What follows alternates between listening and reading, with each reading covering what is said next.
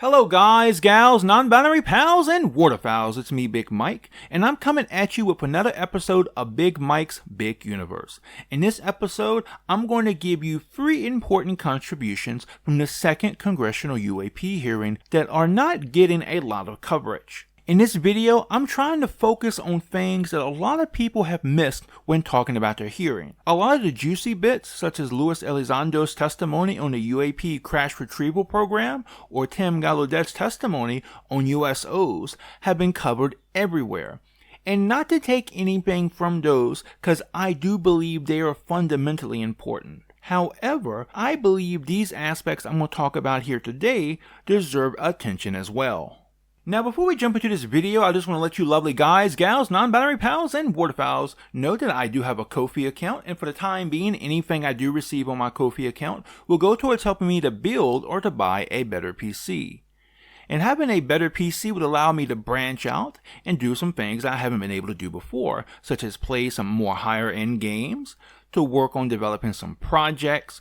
Maybe I could work or play with some of my streaming friends. And perhaps I could even become an actual VTuber. But if you can't or you don't want to, I completely understand. Money's tight and time's hard for many people. I just love the fact that you lovely guys, gals, non-binary pals, and waterfowls are here today. But if you can help, anything you can give will greatly help my channel.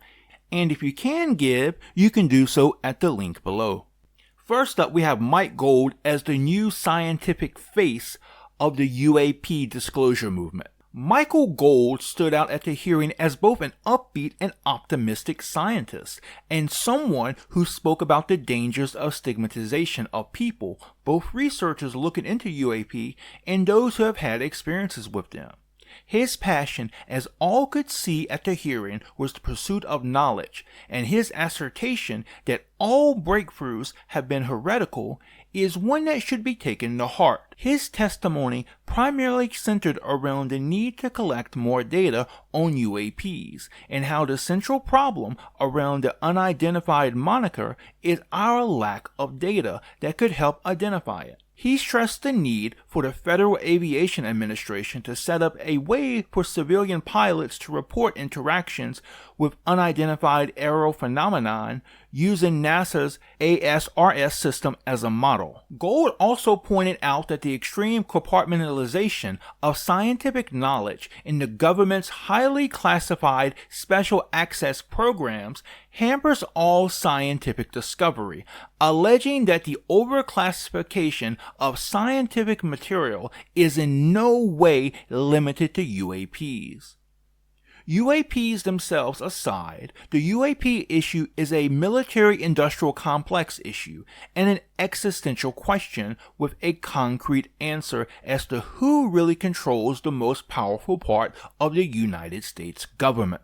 Gold is a great scientific spokesman for UAPs, as one of the largest issues outside of the United States government is the stigma that has an active hand in reducing funding for scientific study of something everyone studying says we don't understand. Now, I've been really impressed by the scientific work on this issue by such individuals like Avi Loeb. However, I just wish they would be a bit more involved. And I believe Mike Gold could serve that purpose quite well. He is a passionate man of science with a respected history in his field. He is just what the issue needs to bring it into mainstream science. And actually, there are other people who see this as well.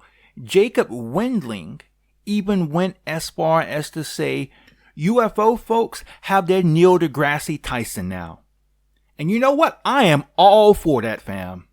And the second contribution is that it presented us with a new way of looking at UAP.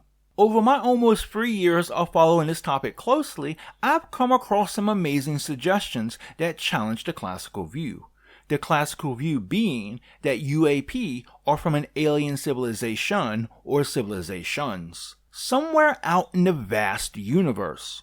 However, when Grush came forward, he hesitatingly suggested that UAP may be from a higher dimension. Some have suggested that UAP are being piloted by time travelers, our distant descendants from the future. However, all of these assume that the UAP, in whatever life form they originate from, have a relationship analogous to people and vehicles. Yet based on the questioning of some of the representatives, this may not necessarily be the case. What if the UAP were not being piloted by some life forms, but rather are the life forms themselves? One congressperson asked the witness if the UAP themselves were alive.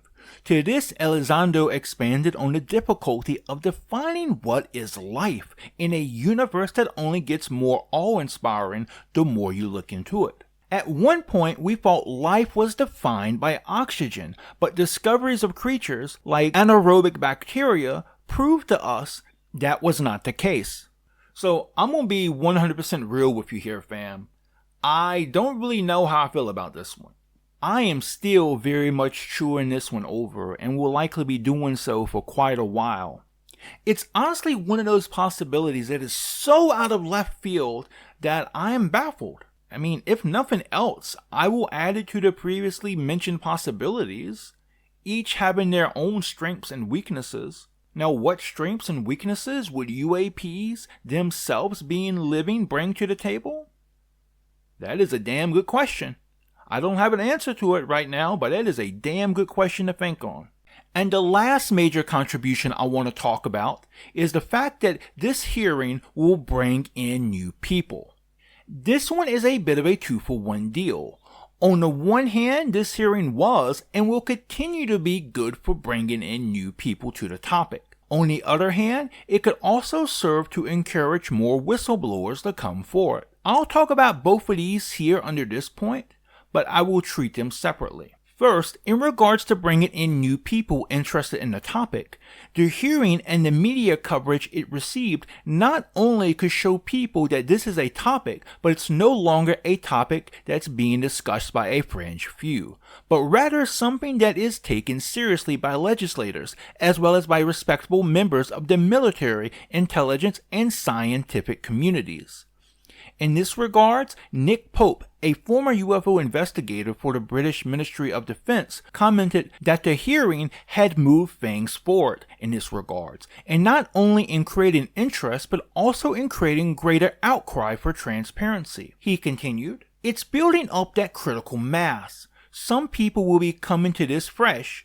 There's a whole bunch of people who probably haven't heard of David Grush because they missed that particular story, who will see this and say, wait a minute, they're telling us that this is a crazy subject, no one takes it seriously, and yet there's hearings in Congress?" And in my opinion, the more eyes we get on this topic, the more noise that is made, the more the cage is rattled, the more likely we are to get more transparency on this issue. Now, in regards to more whistleblowers, since this situation has emerged as a serious point of discussion in 2017 with the leaks of the UAP videos, and especially since the first hearing that featured Grush & Co., more and more whistleblowers have come forward. In this regards, Representative Eric Burlison told News Nation, "We've seen a steady stream of reputable individuals coming out saying the same thing, and to me, that is really the remarkable story here. And I believe we can expect to see this trend to continue. The more hearings happen, the more whistleblowers come forward, and the more destigmatization happens, the more people who have knowledge or experience will come forward." And those were three things that I believe were important contributions of this hearing. Are there any important takeaways from the hearing that have not received a lot of attention that I missed? Let me know in the comments. What do you think about these three contributions? I would especially love to hear your thoughts on the possibility that UAPs may themselves be living beings. It's been almost a week since the hearing took place, and I am still grappling with that one. And with that, we'll call the video here. Special thanks to Fran, who does a wonderful job of doing my art. A special thanks to all of my friends on Twitter. I wouldn't be here without you all. And a special thanks to all of you for watching this video. Please like this video if you like it, dislike it if you dislike it, and please leave me a comment below and let me know what you think. And if you like my videos, please subscribe and turn your notifications on. Until next time, fam, remember, just be yourself and you'll be awesome. Peace out!